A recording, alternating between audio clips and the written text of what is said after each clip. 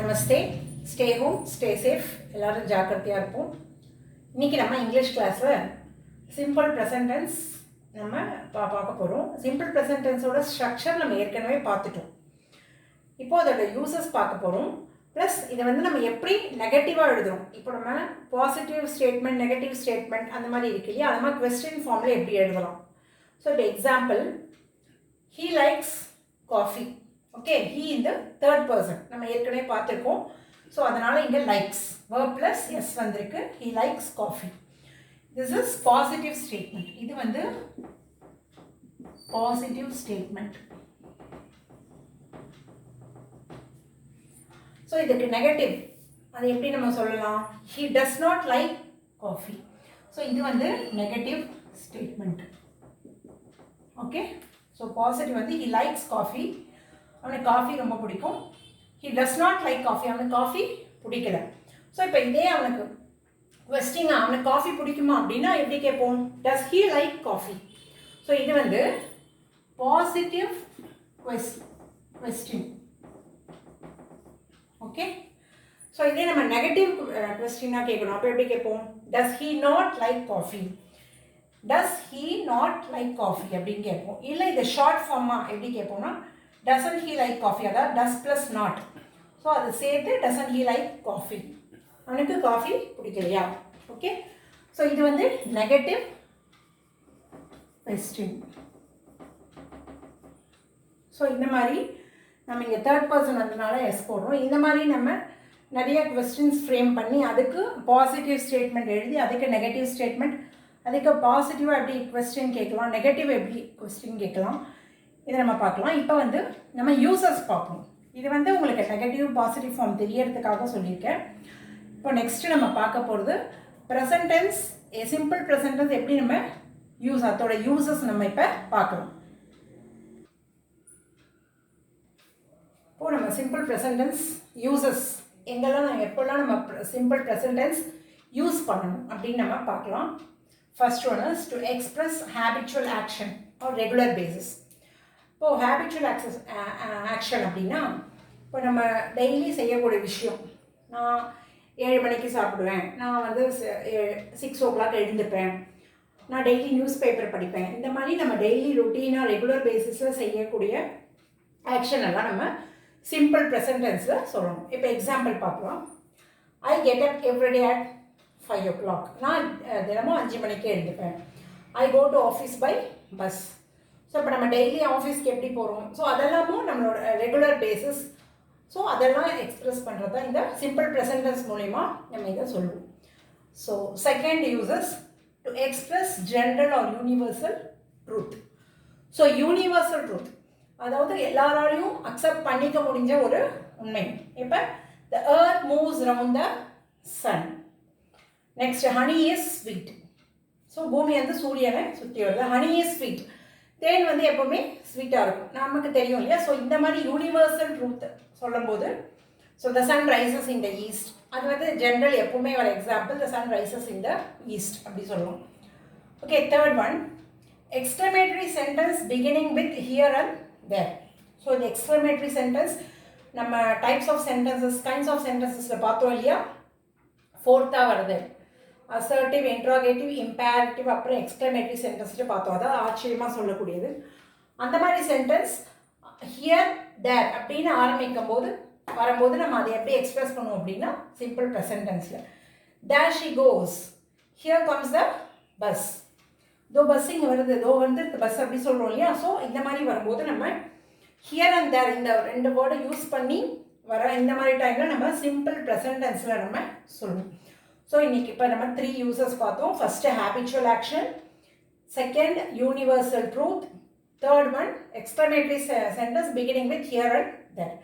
இன்னும் கொஞ்சம் யூசஸ் நம்ம பார்ப்போம்.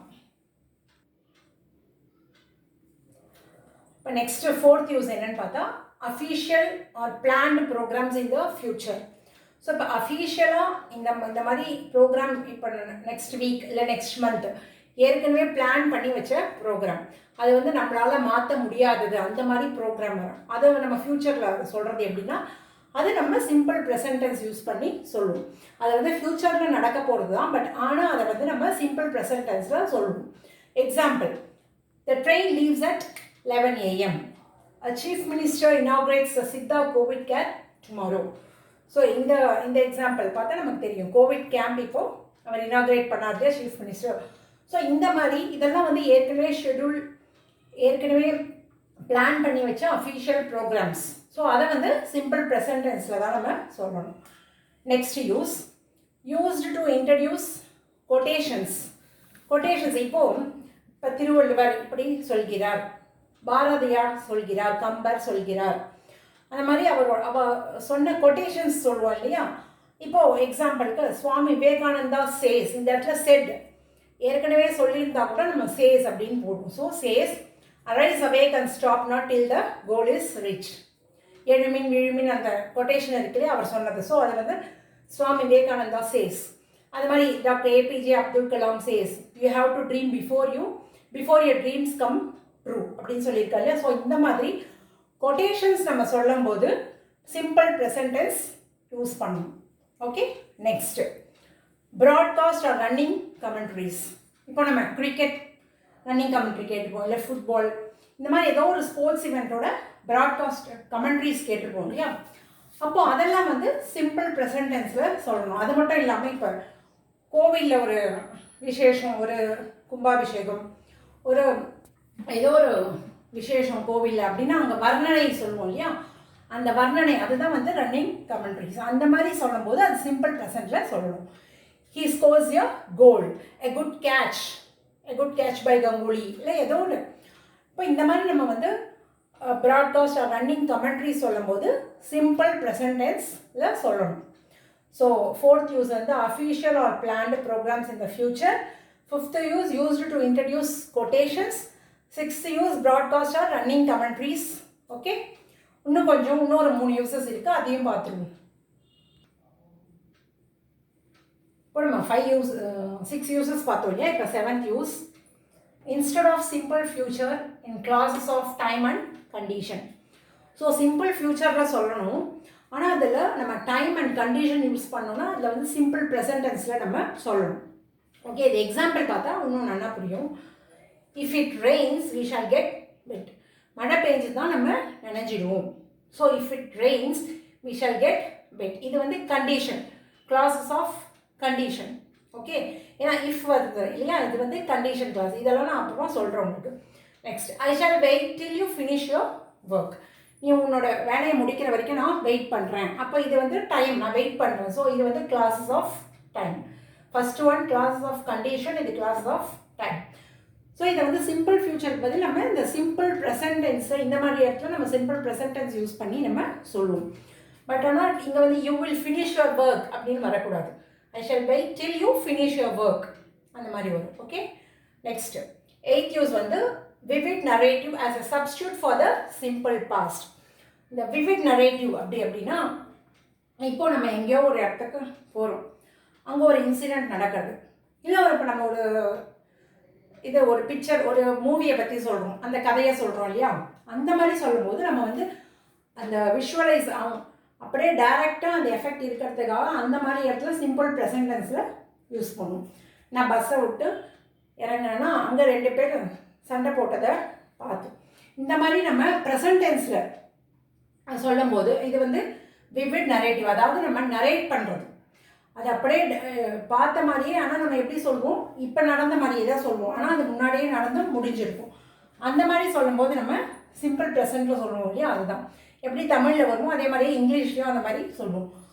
ஐ get off the train, a man snatches the purse from me.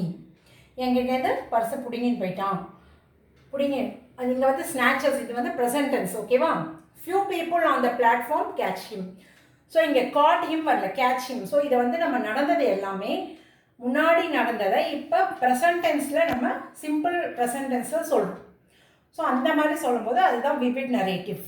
நல்லா ப்ரீஃபாக நம்ம நடந்ததை சொல்கிறோம் இல்லையா, அதை வந்து இப்படி சிம்பிள் ப்ரெசன்ட் டென்ஸ் யூஸ் பண்ணி நம்ம சொல்லுவோம். Next 9th use, some verbs not used in the I N G form. இந்த ஐஎன்ஜி அப்படின்றது ப்ரெசன்ட் கண்டினியூஸ் வரும்போது நம்ம ஐஎன்ஜின்னு யூஸ் பண்ணுவோம்.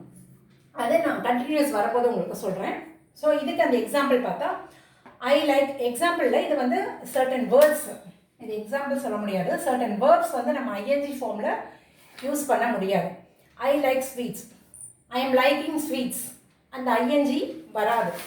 லைக்கிங் LIKING இந்த மாதிரி ஐஎன்ஜி போட்டு வராது.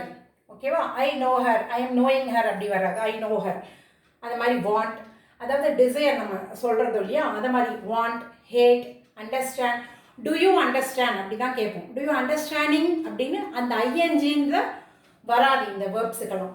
ஸோ இந்த மாதிரி வேர்ப்ஸ் வரும்போது நம்ம சிம்பிள் ப்ரெசன்ட் டென்ஸ் யூஸ் பண்ணுவோம். ஸோ இன்றைக்கி நம்ம வந்து சிம்பிள் ப்ரெசன்ட் டென்ஸோட யூசஸ் பார்த்தோம். ஃபஸ்ட்டு ஹேபிச்சுவல் ஆக்ஷன் அந்த மாதிரி வரும்போது யூஸ் பண்ணுவோம். Second universal truth. Third one exclamatory sentences beginning with here and there. Fourth one வந்து official programmes. Next quotations use பண்ணும்போது சொல்லுவோம். அப்புறம் ப்ராட்காஸ்ட் ரன்னிங் கமெண்ட்ரிஸ் கொடுக்கும்போது சிம்பிள் ப்ரெசன்ட் டென்ஸ் யூஸ் பண்ணுவோம். அப்புறம் சிம்பிள் ஃப்யூச்சரில் சொல்ல வேண்டியது in clauses of time and condition. அப்புறம் விபிட் நரேட்டிவாக சொல்லுவோம், அந்த மாதிரி டைமில் சொல்லுவோம். நெக்ஸ்ட்டு சில வேர்ப்ஸ் ஐஎன்ஜி ஃபார்மில் யூஸ் பண்ண முடியாத இடத்துல நம்ம சிம்பிள் ப்ரெசன்ட் டென்ஸ் யூஸ் பண்ணுவோம். இன்றைக்கி சிம்பிள் ப்ரெசன்ட் டென்ஸோட யூசஸ் பார்த்தோம். நெக்ஸ்ட் கிளாஸில் நம்ம பார்ப்போம். Stay home, stay safe. Thank you.